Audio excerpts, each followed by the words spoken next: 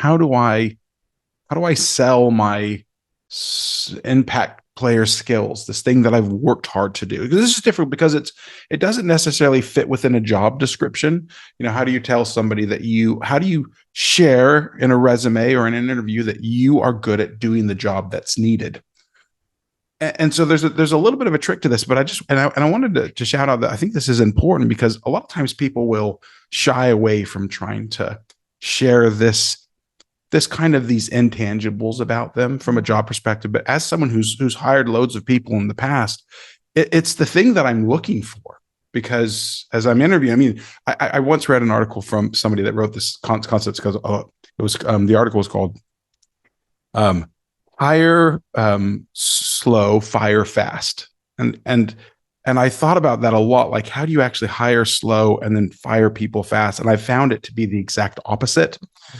I don't know if somebody's going to work out for 3 months to a year.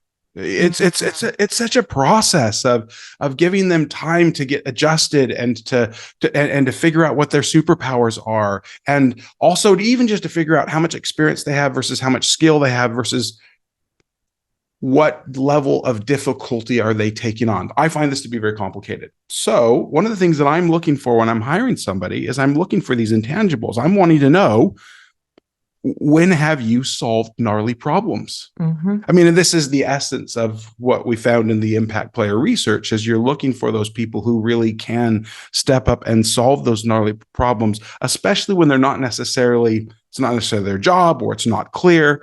And so the question is how do you sell your impact player skills during the hiring process? We'd love for you to put some of your own thinking in chat while we start talking about this. We'll talk about this in terms of do's and don'ts, but Liz, what are you thinking? Well, I think fundamentally, it's reminding ourselves that process skills are more valuable than content skills when things are changing fast. Mm-hmm. There's another piece of research. Yeah, break that down for me though. Again, I want to hear that again. Do it again. For Rookie Smarts, is like at the rate that knowledge and information is increasing, and you add to that the rate at which information becomes obsolete. And I did this research, so it was like a good 8 years ago, that 15%, 15, not 50, 15% of what we know today is likely to be relevant in 5 years. Mm-hmm. Okay, so that's very much accelerating. So I would say that number's even lower. It might be in the single digits by now. What you know has got a short shelf life. What you know has a short shelf life, but how you work, that's more permanent. And that is transferable. It is a portable skill, as we say in the software world, which you and I both came out of. And it's absolutely what managers are looking for. Our reaction, the market reaction to impact players, I can sum up very quickly. Managers love this because they say, this is what I am looking for, like these intangibles, like how expansive of a view do you take on your job? How much initiative do you take? And so, I think part of how you sell it is, that is where the value Mm-hmm. is. So don't shy away from this, because that transfers to a new organization. You've got to figure out a few of the players and the organization. Yeah. But it's transferable. Yeah, well said. Is there anything in chat here? The question is... I like Brian's comment. Try to take charge of the interview process, which allows you to proactively turn it to process away from content or any domain knowledge you might lack.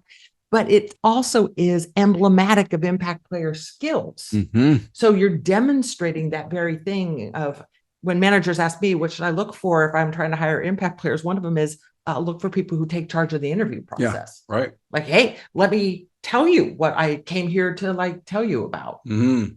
Yeah. So just to kind of restate that, I mean, one apparent thing to me now that I wasn't thinking before we had this conversation is to make sure that we're framing our story around what we can do in process, not necessarily just the skills that we've acquired or that we've learned. And of course, I appreciate Nate's comment.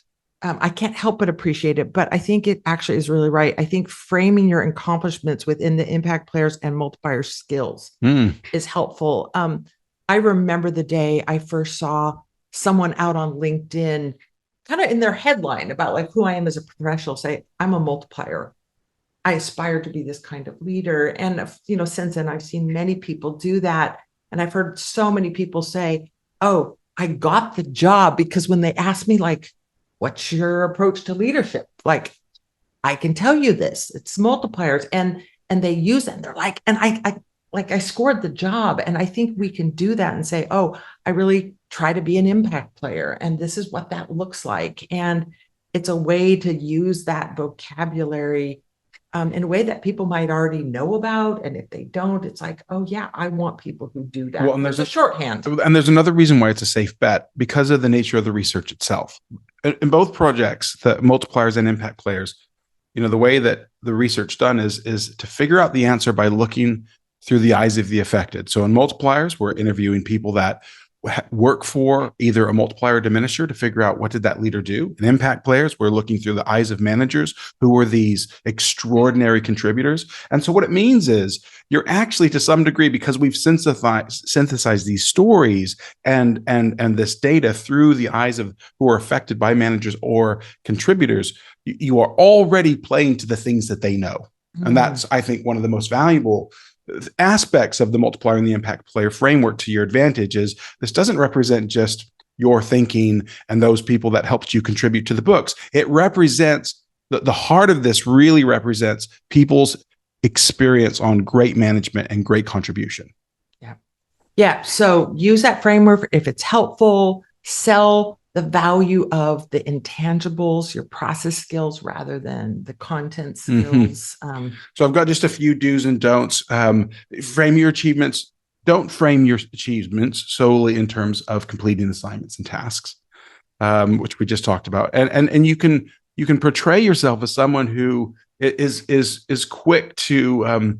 You don't want to portray yourself as someone who's quick to pass up problems to somebody else, of course. But I've actually had a resume come to me where somebody said that, if something's really tough, I just give it back to my management. I had to give this young fella I think he was coaching because I think what he's trying to say was I don't take on things that I shouldn't take on, but it was kind of like the wrong framing. Highlight instances where you may have, you don't want to highlight instances where you may have generated extra work for others, to be sure. But here's the do's. Those are the obvious. But I just had to pick on some folks that had actually given me those things kind of in their interviews. But you do want to share when you had your eyes open. I love this example that you do in impact players about a soccer coach saying the difference between, I think these were younger players, but good players, or the players that grow quickly. And it's that they have their eyes up rather than down at their feet. This came from my good buddy, Ben Putterman. Okay. He's like, he's like a semi-professional coach. He's like, the best players have their eyes up, paying attention to what is happening on the field. Yeah. Always. Yeah. And the impact players do as well. And that's it's like figuring out how to make the cash register ring. It's learning what are the things that make this team win. And I think that if there's one thing for me as a hirer, the person that I'm asking myself, is this individual going to be the person that's going to help? Are we going to win with this person? Are they going to help the team win? That's the number one thing that I'm trying to figure out. You've got to grin. Well, I can't even take you seriously. And it's not the banana suit. It's Chantal's comment about big eyes, small mouth. And that's Chantal, that's cracking Austin up back here. He's trying very hard to run this. But I'm imagining like big eyes, big ears.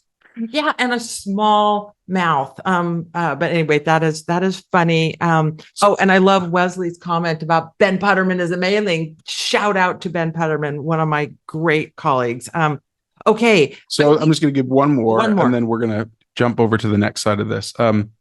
Highlight instances when you've gone above and beyond your assigned role and to solve a critical problem. This is important. If you can articulate this clearly, and both in story on writing and in an interview, you're going to stimulate either that boss that's looking for an impact player or that boss who's looking for an average contributor. The one who's looking for an impact player will hear this, will see this, that you recognize that you kind of stepped up into the messy problem just to solve that. And I don't think any of us should be afraid to tell those stories. Okay, Sean, before we leave this, Sabrina, who submitted this, has made this comment, which is like, everything I've accomplished has been on a team. And sometimes I'm the leader, sometimes I'm not. I'm struggling with taking credit when the wins are absolutely team wins.